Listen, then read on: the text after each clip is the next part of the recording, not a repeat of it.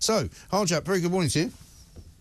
Good morning, Mike. Nice to talk to you. I mean, I think everybody now more or less agrees that there is a problem with immigration. It's something that we've taken a long time to kind of coalesce around, if you like. We know the systems are not working, and I'm talking not just about illegal migration, but also the legal stuff as well. You know, some of the stories you hear are quite staggering. I heard one the other day from a guy from the Border Force who said, and I've told this story a few times already, 3 Nigerian women came in to have to do work in the care sector. They had carers visas, perfectly legal. They came in with three husbands, one each, and 15 children between them. So it was 21 people coming in to basically do 3 jobs, and there's no way that's economically viable, is it?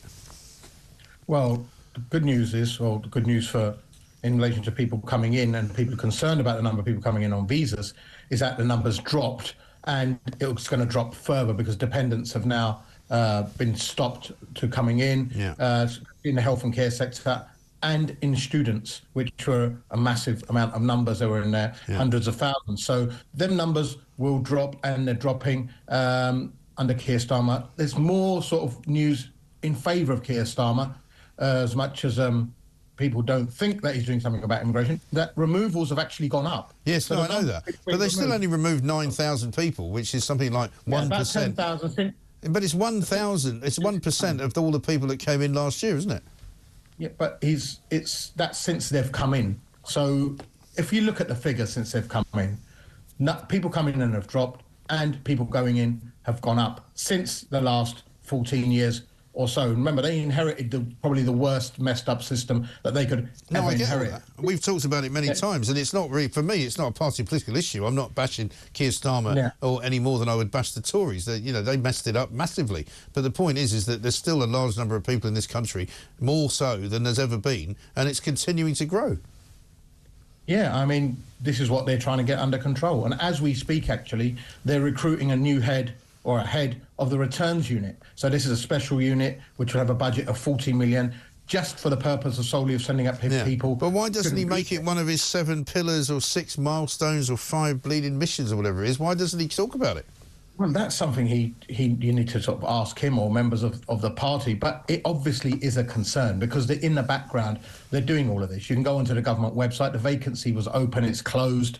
Now they're sifting through it. They've appointed a new Border Force commander for this unit, Martin Hewitt. So he's in charge of making sure that people and the small boats don't get here. They've caught gangs. We know that as well. They caught one last week as well. And they're sentencing people. And there's more people in detention now than there ever was. So under the Conservative government, what was happening was people were being detained or being arrested, but just let out again. But this time now, they're detaining more people and sending more people back.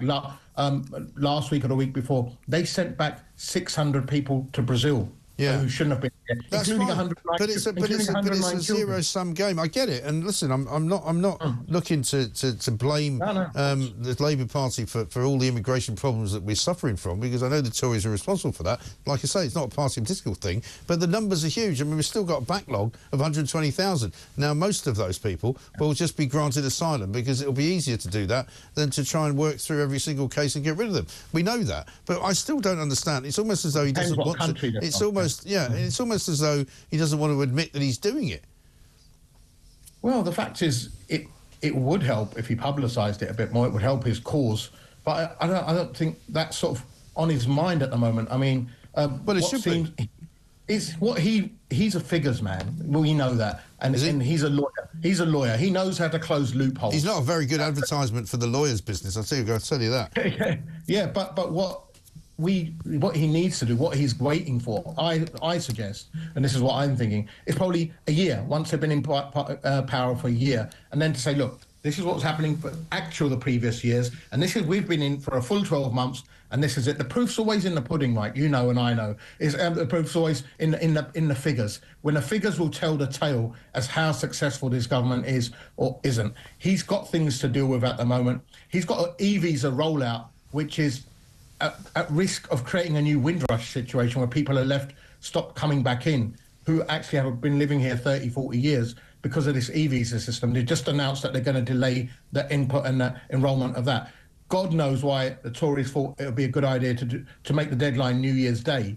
I mean, when everyone's off, and then this system kicks in. But I think that's a sensible decision. But that is another potential banana skin sort of drop there by the Tories waiting to happen, and he's got to deal with that. But it will find out next year, around about June, July, when it's a year in, that whether this is working or not.